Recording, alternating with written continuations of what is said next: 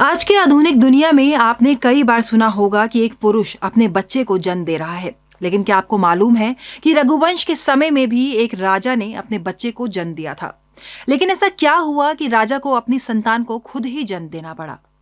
रामायण के बालकांड में इस बात का वर्णन किया गया है कि गुरु वशिष्ठ द्वारा राम जी के कुल को रघुवंश नाम दिया गया था। इस कुल की उत्पत्ति ब्रह्मा जी के पुत्र मरीचि से हुई थी, जिसके बाद कुल बढ़ता चला गया।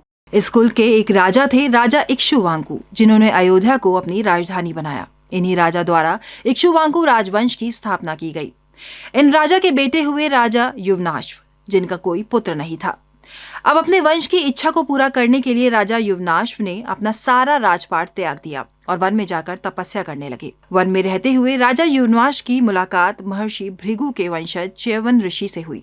ऋषि ने उनके लिए इष्टि यज्ञ करना शुरू किया। इस यज्ञ से राजा को पुत्र की प्राप्ति हो सकती थी। जिसके बाद यज्ञ पूरा होने के बाद ऋषि च्यवन ने एक मटके में जल भरकर उसे अभिमंत्रित कर दिया और राजा की पत्नी से कहा कि इस अभिमंत्रित जल को ग्रहण कर ले ताकि वो गर्भ धारण कर सके।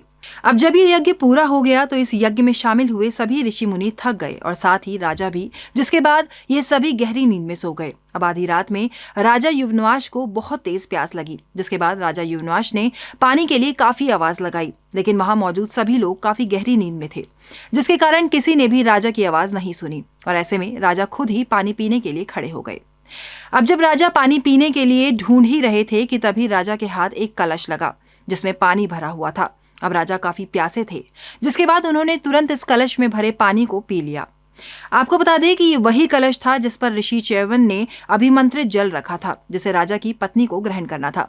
लेकिन रानी की जगह इस अभिमंत्रित जल को राजा ने ग्रहण कर लिया। इस जल को ग्रहण करने के बाद राजा ने गर्भ धारण कर लिया और जब संतान के जन्म का वक्त आया तो दैवीय चिकित्सकों और अश्विन कुमारों द्वारा राजा की कोख को चीरा गया और उनकी कोख से बच्चे को बाहर निकाला गया।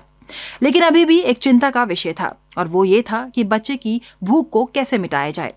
क्योंकि राजा एक पुरुष थे तो इस कारण वो बच्चे को दूध नहीं पिला सकते थे। ऐसे में देवताओं के राजा इंद्रदेव ने बच्चे की मां की कमी को पूरा करते हुए बच्चे के मुंह में अपनी उंगली डाली, जिससे दूध निकलने लगा और ऐसे में बच्चे की भूख मिट गई।